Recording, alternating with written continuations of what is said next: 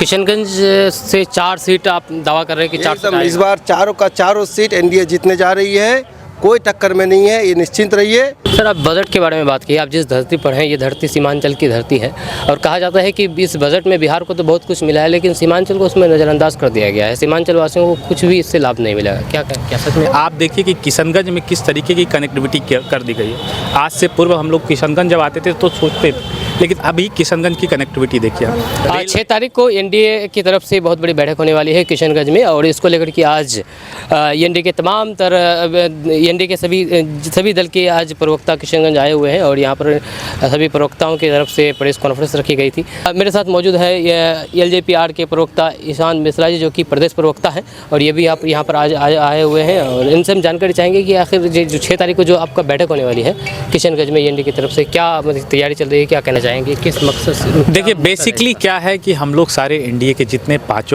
घटक दल हैं, 5 पांडव हैं हम लोग, और हम लोग का मेन मकसद है कि कार्यकर्ताओं का समन्वय बने, क्योंकि 2025 चुनाव बिल्कुल नज़दीक है और हम चाहते हैं कि पूरी 5 पार्टी के जितने भी बूथ स्तर तक के कार्यकर्ता हैं उनमें सामंजस्य बैठेगा, तभी तो हम आगे चुनाव लड़ेंगे और हमारा जो लक्ष्य है 2025 में 225 उसको प्राप्त करेंगे। तो उसी के लिए हम लोग यहाँ आए थे। आगामी 6 तारीख को हमारे सभी 5 दल के प्रदेश अध्यक्ष के संयुक्त एनडीए मीटिंग है। यहाँ पे एक रैली का आयोजन किया गया है, कार्यकर्ता का जुटान होगा, महाजुटान होगा, और फिर वहाँ से हम लोग आगाज़ कर रहे चुनाव के।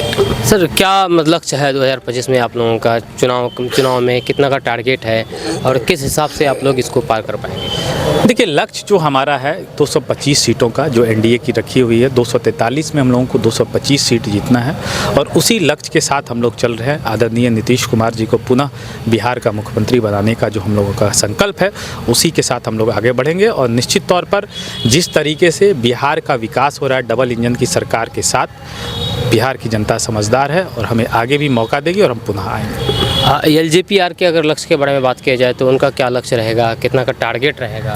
देखिए, एलजेपीआर का एक ही लक्ष्य, बिहार फर्स्ट, बिहारी फर्स्ट, जो कि हमारे नेता कई दिनों से कहते आ रहे हैं और उस पर हम लोगों ने काम भी किया है। आगामी बजट में भी जो बिहार का को बजट में तोहफा मिला है, उसमें भी आप देखेंगे तो हमारी नेता की सोच को कितनी अच्छी तरीके से उनका ख्याल रखा गया और बिहार को कितनी अच्छी अच्छी चीज़ें दी गई हैं डेवलपमेंट के लिए। तो निश्चित तौर पे एलजेपीआर हमेशा चाहती है कि बिहार जो कि एक अग्रणी राज्य के रूप में देश में स्थापित हो। सर, आप बजट के बारे में बात की। आप जिस धरती पर हैं, ये धरती सीमांचल की धरती है और कहा जाता है कि इस बजट में बिहार को तो बहुत कुछ मिला है, लेकिन सीमांचल को उसमें नज़रअंदाज कर दिया गया है। सीमांचल वासियों को कुछ भी इससे लाभ नहीं मिला। क्या सच में है? नहीं, ये कहना गलत होगा कि सीमांचल को नहीं मिला है। देखिए, ये बिहार है, यहाँ पे हम पूरी बिहार कम्युनिटी को लेके चले हैं। अगर हम इसको पार्ट वाइज में बांट देंगे कि ये सीमांचल है, ये मिथिलांचल है, ये मगध है, तो नाइंसाफ़ी होगी। देखिए, बिहार का विकास होगा, बिहार में विकास हो भी रहा है। आप देखेंगे कि किशनगंज, हमें लगता है कि हम लोग मिथिलांचल के एरिया से सटे हुए ही हैं। आप देखेंगे कि मिथिलांचल के लिए एयरपोर्ट पहले आया, फिर एम्स दिया गया, उसके बाद अब मखाना अनुसंधान केंद्र बनाया जाएगा, उसके लिए एक बोर्ड की गठन की जाएगी। इसके साथ साथ नहर, कोसी नहर जो है, जिस जोड़ परियोजना का भी यहाँ पे दिया गया है। तो काफ़ी ऐसी चीज़ें हैं जिससे कि मिथिलांचल, सीमांचल सभी बिहारियों को इसका फ़ायदा मिलेगा, रोज़गार सृजन होगा। तो ये कहना गलत होगा कि सीमांचल को कुछ नहीं मिला। सीमांचल के लिए बहुत सारी चीज़ें, आप देखिए कि किशनगंज में किस तरीके की कनेक्टिविटी कर दी गई है। आज से पूर्व हम लोग किशनगंज जब आते थे तो सोचते थे, लेकिन अभी किशनगंज की कनेक्टिविटी देखिए आप, रेल लाइन बिछ रही हैं, वो देखिए आप, बहुत सारी ऐसी चीज़ें हैं जिससे आप देखेंगे तो आपको लगेगा कि निश्चित तौर पर विकास हो रहा है। सर, रोज़गार को लेकर के बहुत मसला है यहाँ पर। सीमांचल में सबसे ज़्यादा पलायन इधर से ही होती है। पूरे बिहार से पलायन होता है अलग बात है, लेकिन सीमांचल किशनगंज में कोई ऐसा घर नहीं होगा जहाँ से पलायन नहीं हुआ होगा।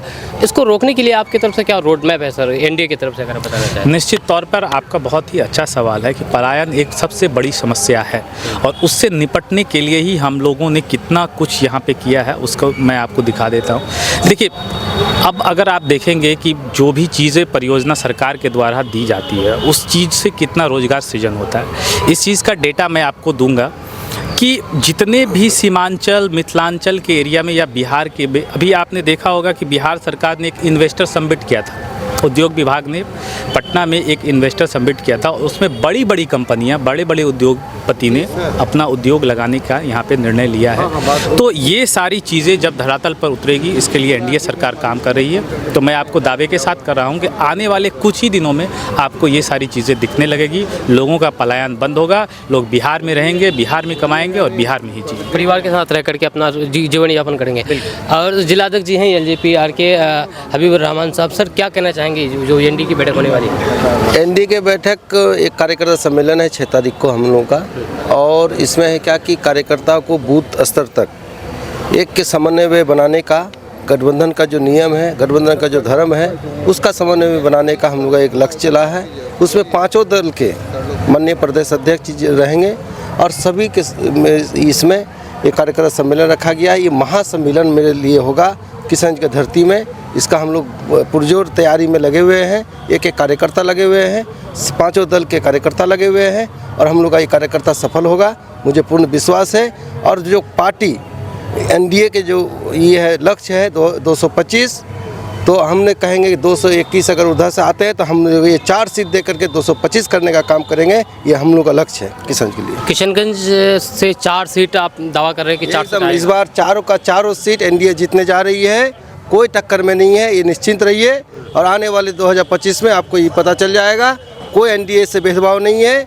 यहाँ लोग ला करके जात और धर्म के नाम से लोगों को बहलाई कर देते हैं, बहका देते हैं। वो बहकाव में इस बार लोग नहीं आएंगे, क्योंकि हमारे जिला बिहार के सबसे पिछड़ा जिला है। इस जिला को आगे बढ़ाने के लिए इसलिए युवाओं के लोग सब लोग मन बना लिए हैं कि हम कैसे मजबूत हो, हमारा जिला कैसे मजबूत हो, यही लक्ष्य के लेके चले हैं।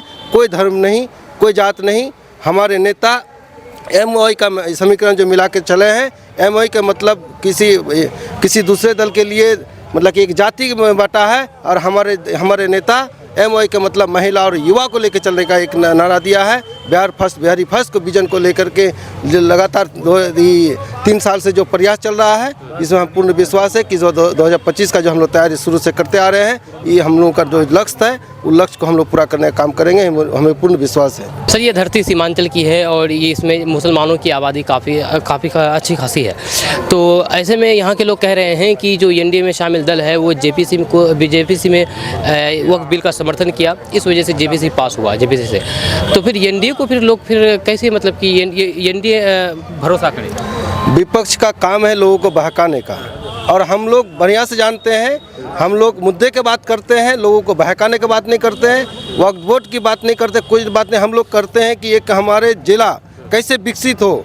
हमारे जिला पूरे देश में जैसे बिहार पिछड़ा जिला ये राज्य है, उससे भी ज़्यादा हमारा बिहार में सबसे पिछड़ा जिला मेरा किशनगंज है। इसीलिए हम लोग कोई धर्म की बात नहीं करते हैं, हम लोग मुद्दे की बात करते हैं, जिला कैसे आगे बढ़े उसके लिए बात करते हैं। मेरा युवाओं जो बार ये पलायन करते हैं हमारे किशनगंज से, उसको रोकने के लिए हम लोग युवाओं ने ये मन बना लिया है। इस बार एनडीए गठबंधन में 4 सीट जाएंगे, हमारे जिला का तरक्की होगा, हमारा युवाओं को तरक्की होगा। हम लोग सभी तबके के लोग, सभी जात, सभी धर्म के लोग हम लोग कैसे खुशहाल रहे, इस पर हम लोग प्रयास कर रहे हैं। कोई धर्म की बात नहीं होगा यहाँ, कोई जाति धर्म की बात नहीं, कोई बात नहीं। चलिए, आपका बहुत बहुत शुक्रिया।